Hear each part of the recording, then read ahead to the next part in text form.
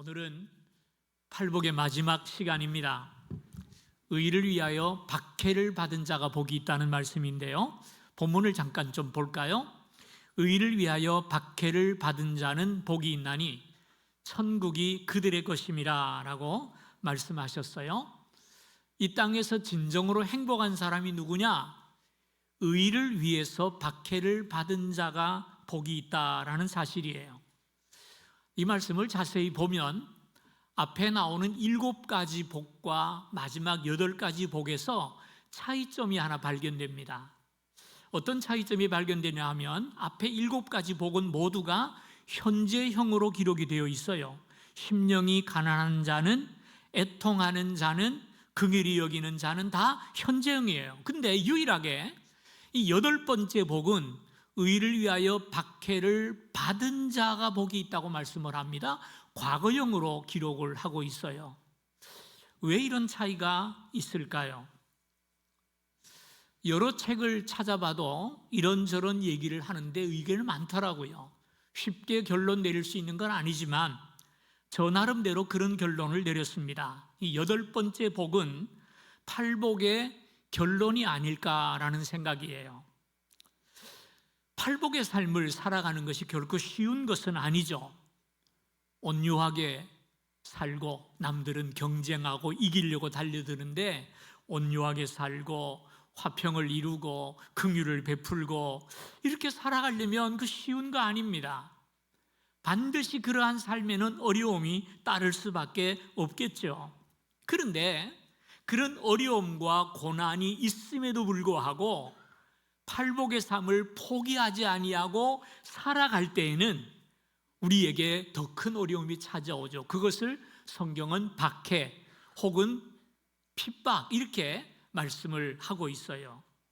그래서 박해를 받아도 팔복의 삶을 포기하지 않고 살아간 사람, 그 삶의 모습이야말로 7가지 복에 대한 진실성이 입증되는 것 아니겠습니까? 그래서 적어도 7가지 팔복의 삶을 살기 때문에 고난을 받아본 사람의 신앙이 진실성이 증명된다는 거예요. 그러므로 이 마지막 팔복은 과거형으로 기록하지 않았을까, 그런 생각을 저 혼자 해봅니다. 그래서 박해를 받아도 팔복의 삶을 포기하지 아니하고 꿋꿋이 지키면서 믿음으로 살아가는 그 사람이 신앙의 진실성을 가진 사람이고, 그렇게 살아가는 자가 진정으로 복이 있는 사람이다 라고 말씀하는 거예요. 근데 한 가지 이상한 게 있어요. 이런 사람이 복이 있다고 말씀을 했는데 이 팔복의 삶을 가장 완벽하게 살아낸 분이 있다면 누굴까요? 예수님이시잖아요. 예수님이야말로 팔복의 삶을 정말 그대로 살아내신 분이십니다. 그래서 우리에게 말씀을 주시는 거죠. 그렇기 때문에 예수님이 살아가신 이 삶은 우리 모든 성도에게 로망이요 하나의 표준입니다. 우리도 그렇게 살아가야 한다는 것이에요. 우리의 최고의 표준이죠. 그런데 이런 삶을 살아가신 예수님께서 세상에서 받은 대접이 어떤 대접이죠? 조롱당하고 비웃음을 겪고 핍박당하고 막판에는 십자가에 달려 죽으시는 그런 어려움과 박해를 받으셨단 말이죠.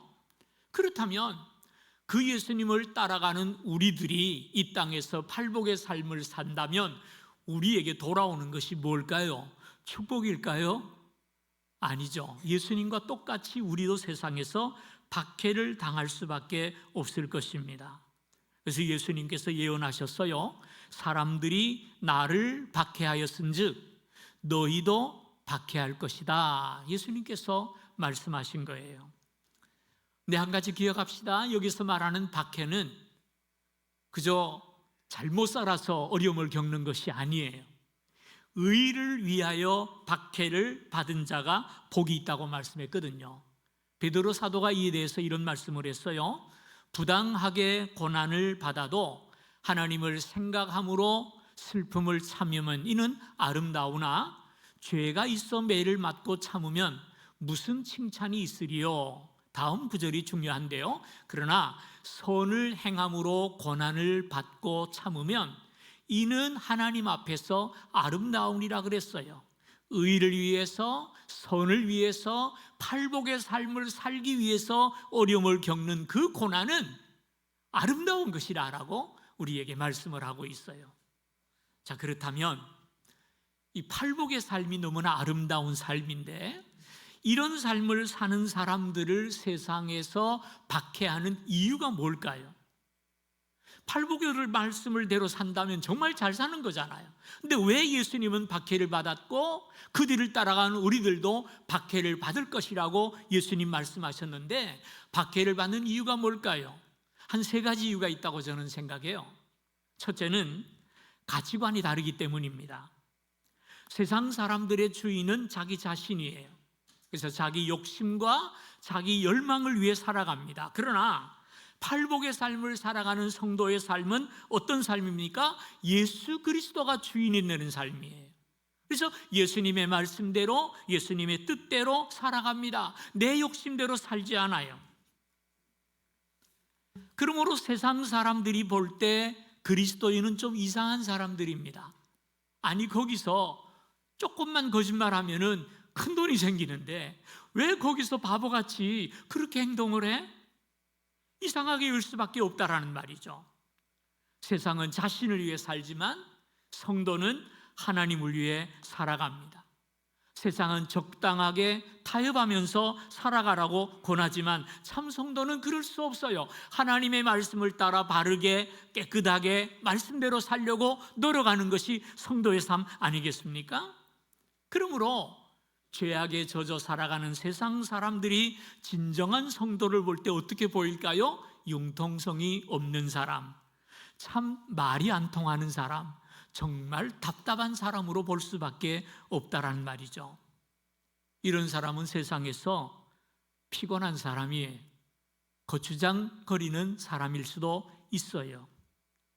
그러므로 그리스도 안에서 경건하게 살고자 하는 자는 핍박을 받을 수밖에 없는 것입니다. 성경이 예를 한번 볼까요? 요셉이라는 사람이 있었죠.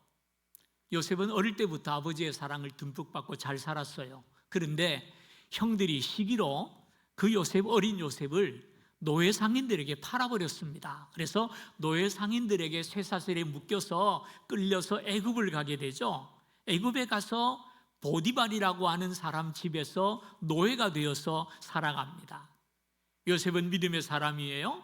그 속에서도 팔복의 삶을 실천합니다. 주인이 볼 때 너무 귀한 사람이에요. 이런 사람 정말 오래 데리고 있어야 되겠다. 사랑을 듬뿍 줬어요. 그런데 사랑을 주다가 너무 많이 줘가지고 주인의 아내가 그만 사랑에 빠져버렸네요. 그래서 요셉에게 자꾸 눈짓을 합니다. 나랑 하룻밤만 좀 자자는 거예요. 근데 요셉이 어떻게 했죠? 아닙니다. 내가 어떻게 큰 죄를 범하여서 하나님 앞에 죄인이 되겠습니까? 주인이 무서운 것이 아니라 하나님이 무서웠어요. 좀 바보 아닙니까? 보는 사람 없잖아요. 부모님도 멀리 계시고 동네 사람도 없고 나는 그저 노예인데 눈 한번 질끈 감고 주인을 기쁘시게 하면 그러면 사는 것도 편안해질 것이고 안주인의 등을 업어가지고 치맛바람에 쌓여서 좀 출세할 수도 있는 좋은 기회가 그에게 왔단 말이에요. 그런데 아니래요. 대단한 사람 아닙니까? 사람이 말이에요. 내가 살고 있는 공동체 안에서는 조심해요. 그러나 그것을 벗어나면 자유롭잖아요. 그래서 벗어나기를 원해요. 여러분, 교회에서 우리 젊은 청년들 가운데 아버지가 목사님이나 아니면 아버지가 장로님이나 그런 중직자인데도 불구하고 우리 교회를 지키면서 믿음 생활하는 청년을 보시거든 칭찬 좀 해주세요. 그 청년은 KS 마크입니다. 왜? 교회를 벗어나서 딴 데 가면 자유롭잖아요.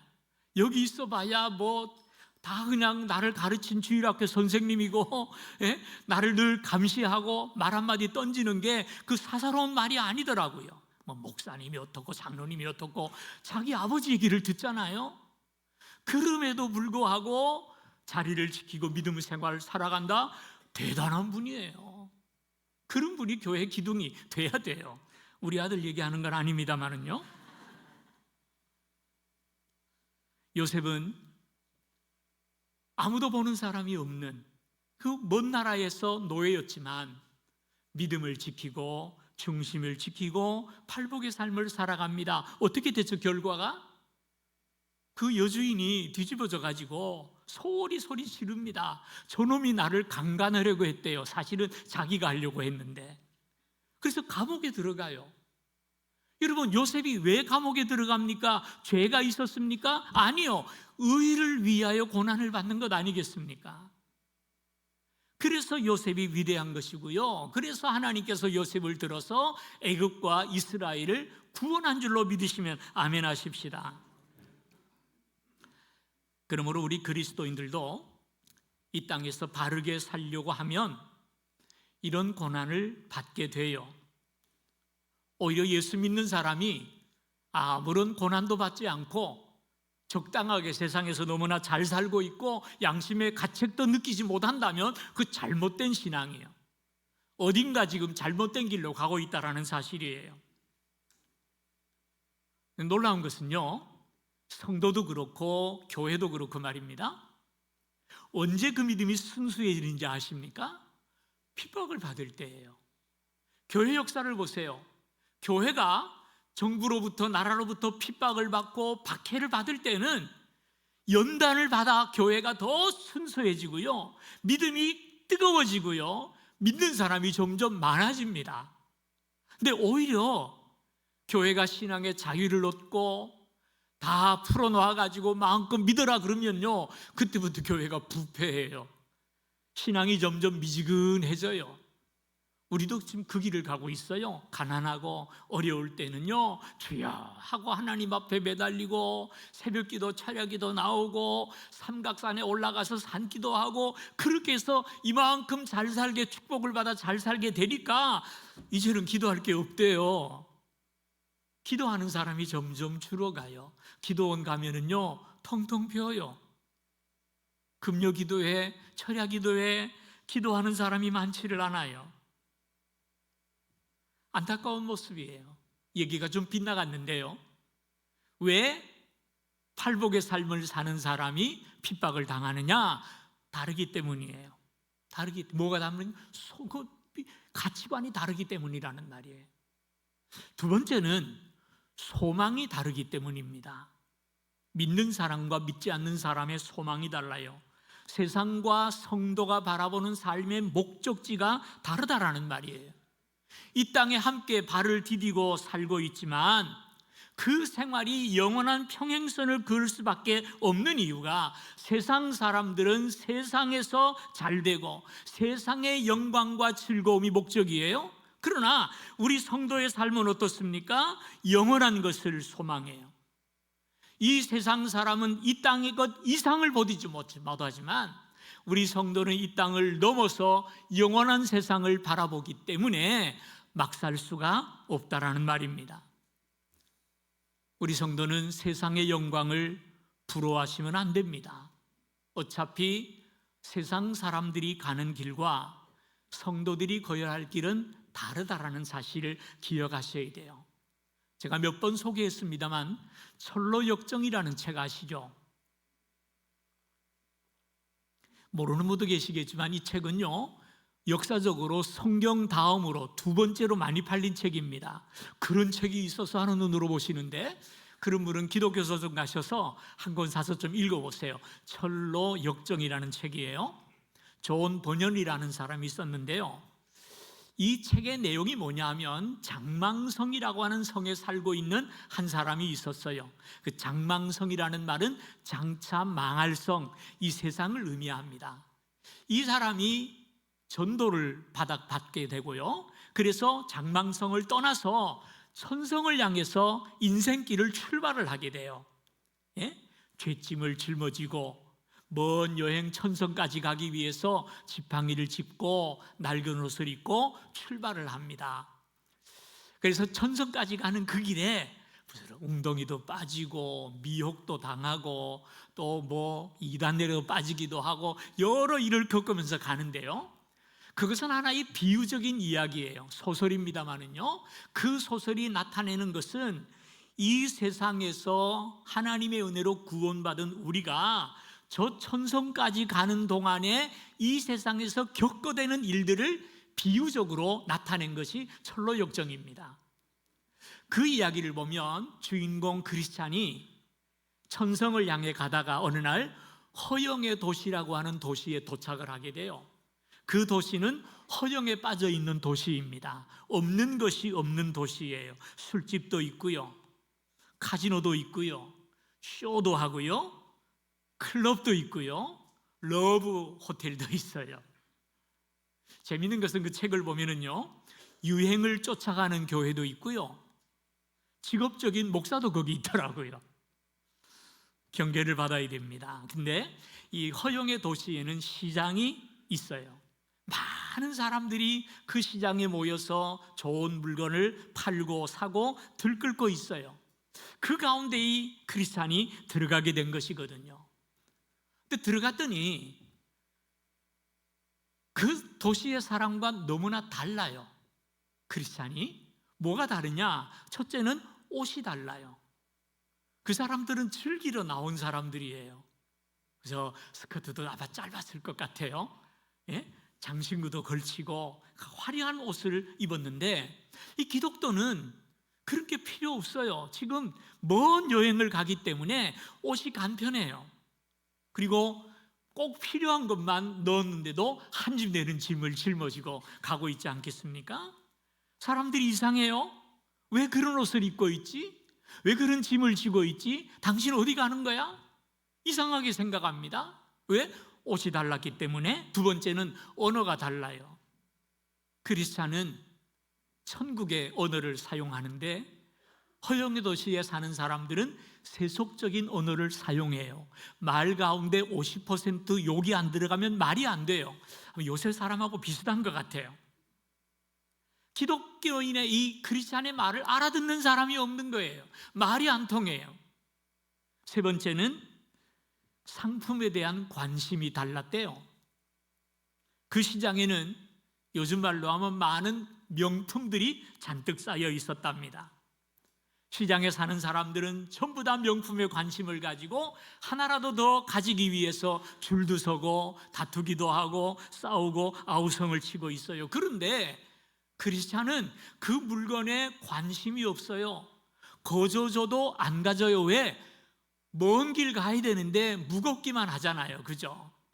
그래서 거기에 관심이 없어서 그냥 지나칩니다. 여러분 그거 아세요? 명품 가방 참 좋아하시는데요, 나이가 한 65, 70 되면요, 그거 이제 무거워서 못 가지고 다녀요. 빨리 옆 사람에게 주세요. 네, 무거워서 못 들고 다니더라고요. 이 기독교가 그런 겁니다. 이 크리스찬이 주면 무거워가지고 천성까지 못 가요. 그러니까 관심이 없는 거예요. 그랬더니 사람들이 그래도 사라고 막 호객을 하니까 귀를 막고 갑니다. 귀를 막고 붙잡으니까 그 다음 뛰기를 시작해요. 그래서 귀를 막고 막 달려갔더니 사람들이 이상한 사람이라고 쫓아와서 붙잡았어요. 당신 도대체 뭐가 필요하냐고, 뭘 사러 여기 왔냐고. 그랬더니 그 자니 하는 말이요, 나는 진리를 사고 싶습니다. 그렇게 대답을 해요. 웃기기는 웃기는 사람이죠, 그죠? 그 상황에서 진리가 왜 나옵니까 지금? 그런데 허영의 도시에 사는 사람이 볼 때는 이상하지만 그게 바른 길이잖아요. 세상을 살아가는데 진리가 무엇인지를 알고 진리대로 사는 것이 하나님께서 인정하시는 길인 줄로 믿으시면 아멘 하십시다. 그 다음 이야기가 어떻게 됐는지는 책을 사서 읽으시면 좋겠고요, 이 이야기를 통해서 발견되는 진리가 뭡니까? 세상과 성도는 가는 길이 다르다는 거예요. 가는 길이 다르기 때문에 살아가는 삶의 모습이 다르다는 거예요. 우리 그리스도인은 옷이 달라야 하고요, 언어가 달라야 하고요, 관심사가 달라야 됩니다. 그게 진정한 그리스도인 아니겠습니까? 마지막 세 번째는요, 성도가 이 땅에서 핍박을 당하는 이유는 하나님의 나라와 의를 위해 살기 때문에 핍박을 받는 거예요. 성도가 만일 세상과 적당하게 타협하며 살거나 세상에서 아무것도 안 하고 수도원 들어가가지고 혼자 성경 읽고 기도만 하면 다툴 일이 없어요. 핍박받을 일도 없어요. 그러나 성도가 세상에서 핍박을 당하는 이유가 뭘까요? 의가 없는 세상에서, 아니 의를 오히려 불편하게 생각하는 세상 속에서 하나님의 의를 행하려고 하기 때문에 핍박이 있는 거예요. 주님은 우리를 세상의 빛이 되라고 하셨죠. 근데 우리가 이 어두운 세상에서 빛을 발하면 어두움이 좋아할 이유가 없죠. 예? 제가 참 끔찍한 기억이 한 번 있어요. 지금 저 올림픽 그 호텔이 옛날에는 유스 호스텔이었습니다. 유스 호스텔에서 제가 하룻밤을 지낸 적이 있어요. 밤에 잠을 자다가 소변이 마려워서 일어나가지고 불을 탁 켰더니요, 이불 속에서 새카만 바퀴벌레가 확 일어나가지고 그냥 장롱 속으로 들어가는 거예요. 얼마나 제가 즐거워했나 몰라요. 어두움은 빛을 싫어하고요, 바퀴벌레도 빛을 싫어해요. 이런 세상 속에 빛을 발하면 미움받을 수밖에 없죠. 근데 오히려 주님은 우리에게 세상을 복음으로 정복하라고 명령하셨어요. 그래서 우리가 그 명을 따라 전도하기를 시작하면 어떤 일이 일어날까요? 공중의 권세 잡은 자, 세상을 주관하는 사탄이 비상이 걸리는 거죠. 어떻게 해서라도 우리의 전도를 막아보려고, 우리를 핍박하고 압박하려고 할 것입니다. 전도하지 않으면 편하네요. 그러나 그게 내가 망하는 길이라는 사실을 기억하셔야 돼요. 러시아가 레닌의 혁명으로 무너지고요, 공산당이 집권을 하면서 그럴 때 한 지식인이 이런 고백을 했어요. 아마 들은 분도 계실 겁니다. 처음에 그 공산당원들이 반대 세력인 공무원을 잡으러 다니더래요. 자기는 공무원이 아니니까 가만히 있었대요. 그랬더니 조금 있더니 지식인을 잡으러 다니더래요. 그래서 피해서 숨었대요. 그래서 끝났나 보다 했더니 그 다음에는 언론인들을 잡아가고요, 그 다음에는 종교인들을 잡아가고요, 결국은 마지막에 자기 자신을 잡아가더래요. 그 붉은 사상이 온 러시아를 삼키게 될 때 결국 자신도 잡혀가더라는 말입니다. 오늘 우리가 전도하지 않으면 어떻게 될까요? 똑같은 일이 벌어집니다. 세상은 사탄의 세상이 될 것이고요, 그 사탄은 내 이웃을 삼키고 내 친척을 삼키고 내 자녀와 내 가족을 삼키고 결국은 나를 집어 삼키려고 들고 말 것입니다. 그래서 야고보 사도가 뭐라 그랬습니까? 마귀를 대적하라 그랬어요. 뭐가 마귀를 대적하는 것입니까? 전도를 통해서 마귀의 영역을 좁혀가고 하나님 나라의 영역을 넓혀가는 것이 마귀를 대적하는 일인 줄로 믿으시기를 바랍니다. 박해와 핍박은 예수님께서 이미 예언하신 말씀이에요. 요한복음 15장 19절에 보면요, 너희가 세상에 속하였으면 세상이 자기 것을 사랑할 것이나 너희는 세상에 속한 자가 아니요 도리어 내가 너희를 세상에서 택하였기 때문에 세상이 너희를 미워하느니라 그랬어요. 우리가 세상에 속한 자가 아니기 때문에 세상에서 미움을 당할 수밖에 없다는 것이죠. 요한일서 3장에 보면 사도 요한은요, 형제들아 세상이 너희를 미워하여도 이상히 여기지 말라 그랬어요. 당연한 일이라는 말입니다. 그러므로 우리 성도들은 이 땅에서 팔복의 삶을 살아가다가 어려움을 겪고 고난을 당하고 심지어 박해를 받는다 할지라도 낙심하지 말아야 합니다. 오늘 12절에 보니까 오히려 기뻐하고 즐거워하라라고 말씀하시잖아요. 왜? 우리 앞서간 믿음의 성도들이 예? 그런 박해를 받았기 때문이에요. 앞서간 우리의 믿음의 선배들이 말씀대로 살아서 박해를 받았잖아요. 그렇다면 내가 이 땅을 사는 동안에 팔복의 삶을 실천하다가 어려움을 겪으면 기뻐하라는 겁니다. 왜? 내가 지금 바로 가고 있는 거거든요. 똑같은 신앙을 살던데 그 사람들은 핍박을 받고 나는 너무나 편안하다. 이거 뭐가 하나 잘못됐잖아요. 그들은 아닐 거고 내가 잘못된 것 아니겠습니까?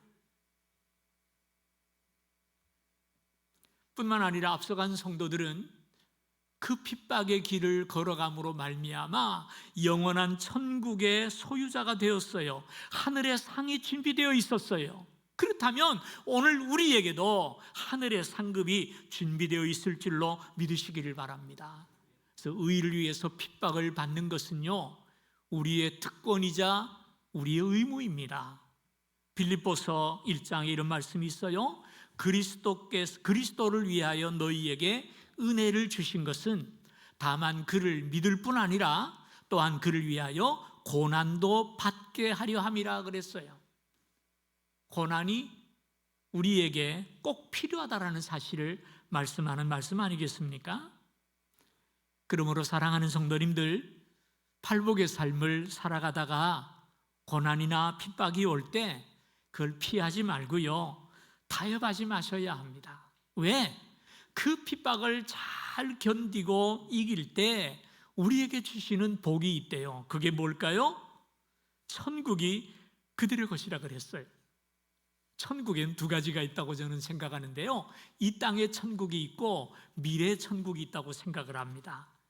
다시 말해서 현재적인 천국이 있고 미래적인 천국이 있어요. 현재적인 천국이 뭘까요? 로마서에 보니까요, 하나님의 나라는 먹는 것과 마시는 것이 아니요 오직 성령 안에 있는 의와 평강과 희락이라라고 말씀을 하셨어요. 의와 평강과 희락. 그리스도 안에서 팔복의 삶을 살 때 우리 안에는 하나님의 의와 하나님의 평강과 천국의 기쁨이 가득 차게 된다는 겁니다. 이것은 물질과 관계없는 겁니다. 큰 집에 차를 굴리며 살면서도 맨날 싸우는 집이 있나 하면, 그래서 한 끼 한 끼 겨우겨우 먹으면서도 화목하고 기쁨이 넘치는 가정이 있잖아요.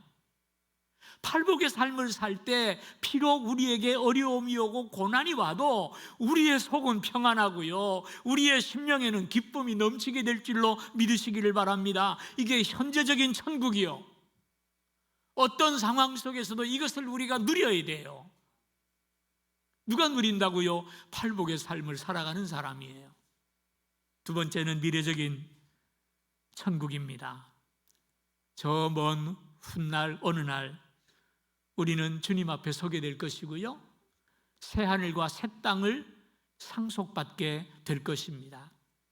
마지막 심판날의 모습을 예수는 이렇게 모사하셨어요. 그때 임금이 그 오른편에 있는 자들에게 이르시되 내 아버지께 복을 받은 자들이여 나와 창세로부터 너희를 위하여 예비된 나라를 상속하라 그랬어요. 먼저 가신 주님은 우리를 위해서 이 나라를 지금 열심히 만들고 계실 줄 믿습니다. 우리가 주님 앞에 서는 날 그 나라를 우리에게 주시겠대요.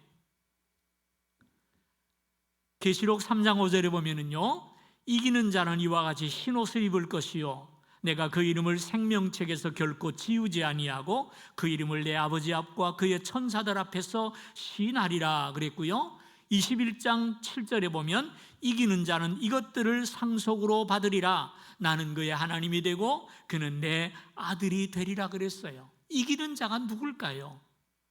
박해를 견디면서 핍박을 이기면서 팔복의 삶을 포기하지 않는 사람, 가난해도 그 삶을 고수하는 사람, 핍박이 와도 팔복의 삶이 주님의 삶이기에 따라가는 삶, 이런 삶이 이기는 사람이고요, 이들에게 천국을 약속하고 있지 않습니까? 그래서 우리는 박해를 즐거워하고 기뻐하면서 감수하고 이겨내야 하는 것입니다. 로마가 기독교를 핍박할 때 이야기입니다. 로마 황제 가운데 리키니우스라는 황제가 있었는데요, 이리키니우스가 황제로 있을 때 로마 안에 기독교인이 자꾸 늘어나는 거예요. 황제의 권위가 위협받을 정도로 기독교인이 늘어나는데, 심지어는 로마 군대 내에도 그리스도인이 자꾸 늘어나는 거예요. 이래가지고 나라가 안 되겠다, 서로 사랑하라는 군인들이 무슨 싸움을 하겠나 걱정이 돼가지고요, 전 부대원들에게 명령을 내렸어요. 각 부대 안에 그리스도인을 색출해서 그들을 처단하라는 거예요. 이 공문이 하달되니까 우레연대라고 하는 연대 부대가 있었는데요, 그 부대에서 왕의 명령을 받았으니까 실천을 합니다. 부대장이 부대원 가운데 기독교인을 색출하라는 명령을 내려요. 그래서 다 찾아봤더니 40명이 나왔어요. 그 40명은 자기가 그리스도인이라는 사실을 숨기지 않는 사람들이에요. 그들을 모아놓고 부대장이 명령합니다. 지금이라도 너희들이 기독교 신앙을 버린다면 내가 너희들을 풀어주겠다. 그러나 여전히 기독교 신앙을 고수한다면 나는 너희들을 죽일 수밖에 없다. 그들을 좋은 호숫가로 데려갑니다. 호수가 겨울이라 꽁꽁 얼었어요. 그걸 깨트립니다. 지금이라도 예수를 부인하면 집으로 보내겠지만 여전히 신앙을 고수한다면 이 속에 들어가서 얼어 죽을 때까지 내버려 둘 것이다. 한 사람도 꼼짝을 안 합니다. 40명 군인을 앞으로 가 해서 호수 속에 집어넣었어요. 목만 내놓고 바들바들 떨면서도 그 병사들이 하나님을 찬송하더래요. 그 얼음구덩이 속에서 하나님을 찬송합니다. 그것을 바라보는 군인들조차도 감동을 받을 수밖에 없었어요. 날씨는 점점 추워지고 바람은 불어오는데 그 찬송의 목소리가 점점 잦아들잖아요. 입이 떨어지질 않는 거예요. 그러는 상황 속에서 40명 가운데 한 사람이 더 이상 견디질 못해서 뛰쳐나옵니다. 뛰쳐나와요. 그 순간 놀라운 일이 벌어집니다. 사형을 집행하던 샘프리우스라는 대위가 있었는데요, 그 대위가 그 병사가 나오니까 옷을 벗어던지고 그 자리를 대신 들어가서 함께 얼어서 죽더라는 거예요. 40명이 그대로 순교를 했다라는 사실이에요. 너무 옛날 얘기를 제가 하나요? 잘 이해가 안 되는 얘기인가요? 여러분, 이것이 기독교입니다. 어떤 핍박 속에서도 그들은 견디고 이겼기에 영원한 천국에 입성할 수 있었던 것입니다. 사랑하는 성도님들, 팔복의 삶이 다 그러하지만 의를 위하여 박해를 받으라 라는 명령은 정말 쓴 명령입니다. 무척이나 쓰라린 말씀이에요. 또 그렇게 살아내기도 쉽지 않습니다. 어려운 삶이에요. 그러나 우리가 이것을 살아내야 합니다. 어떻게 살아낼 수 있죠? 안심하세요. 성경은 우리 보고 하라는 말씀이 한 구절도 없어요. 네가 해라는 말씀이 없어요. 그럼 뭐라고 할까요? 내가 도우리라 그랬어요. 우리가 결단하고 팔복의 삶을 살기로 결심하고 주님 앞에 믿음으로 나아가면 주님께서 우리를 도우셔서 넉넉히 살아낼 수 있도록 이끌어 주실 줄로 믿으시기를 바랍니다. 비록 연약한 인간일지라도 주님 손에 붙들리면, 주님께서 인도하시면 우리는 넉넉히 팔복의 삶을 살아낼 줄로 믿습니다. 많은 그리스도인들이 팔복의 삶은 불가능하다고 얘기를 합니다. 예, 인간의 눈으로 보면 사실은 불가능해요. 그러나 주님이 우리를 도우시고 내 안에 계신 성령께서 나와 함께 하실 때 넉넉히 살아낼 수 있는 줄로 믿으시기를 바랍니다. 할 수 있기에 주님이 명령하셨단 말이에요. 이 팔복의 삶을 우리 다시 한번 좀 찬양으로 점검하면서 팔복의 삶을 살기로 작정하고 결단하는 시간이 되었으면 좋겠습니다. 함께 찬양하십시다.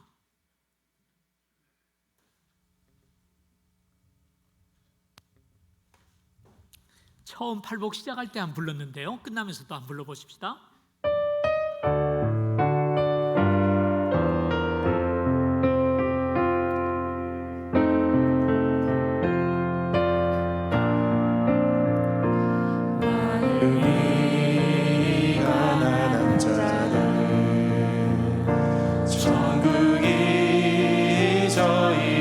것이요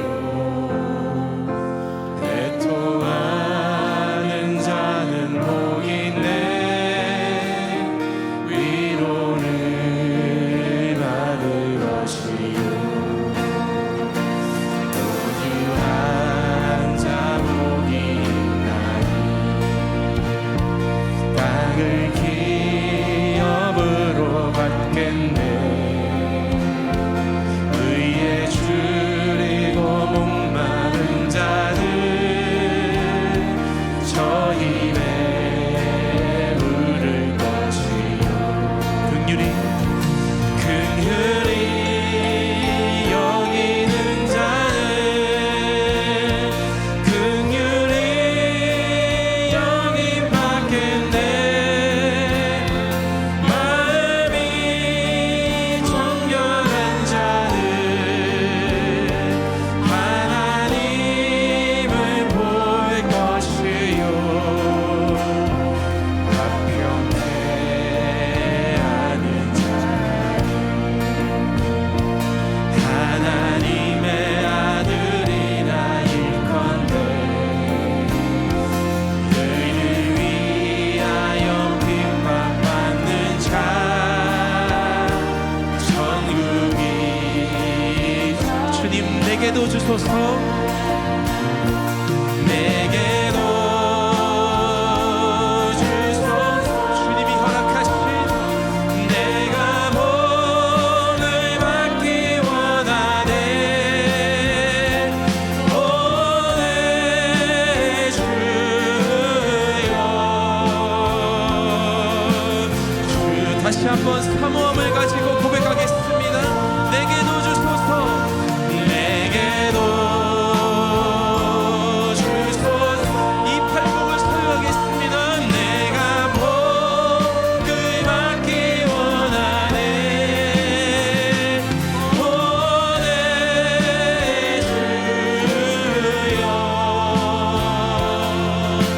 주소서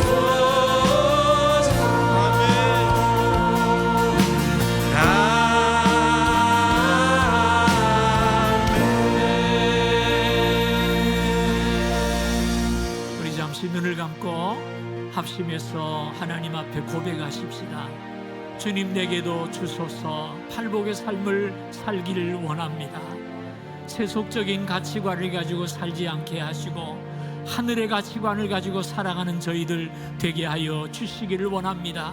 팔복의 삶을 살아갈 때 찾아오는 어려움과 고난과 고통을 기꺼이 기쁨으로 감수하고 이기는 성도가 되게 하옵소서.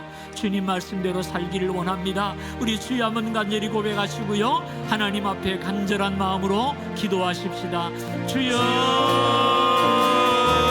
아버지 하나님 우리를 불쌍히 여겨주시기를 원합니다. 하나님 팔복의 삶을 살아야 되겠는데 너무나 연약하고 미련한 종들이오니 우리를 불쌍히 여겨 주시옵소서. 은혜 베풀어 주시옵소서. 이기는 자가 되기를 원합니다. 믿음으로 살아가기를 소원합니다. 하나님의 모든 도우시고 인도하여 주시옵소서. 어떤 고난이 와도 이 길을 걸어가기를 원합니다. 어떤 박해가 와도 돌아서지 않기를 원합니다. 하나님 가난한 시간으로 살게 하여 주옵소서.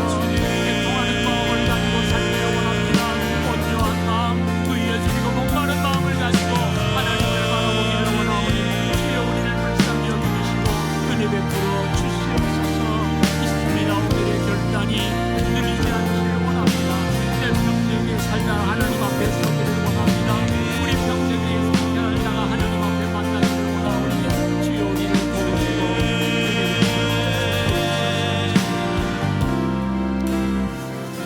하나님 아버지 감사합니다.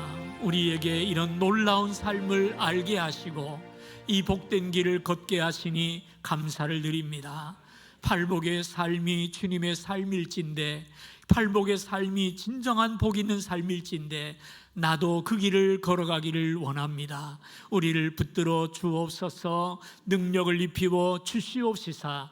팔복의 삶을 살아드림으로 말미암아 세상에 빛이 되게 하시고 어둠을 비추게 하시고 하나님의 사랑을 나타내며 세상을 변화시키는 주님의 교회와 우리 성도들 되게 하여 주옵소서. 예수님의 이름으로 기도하옵나이다.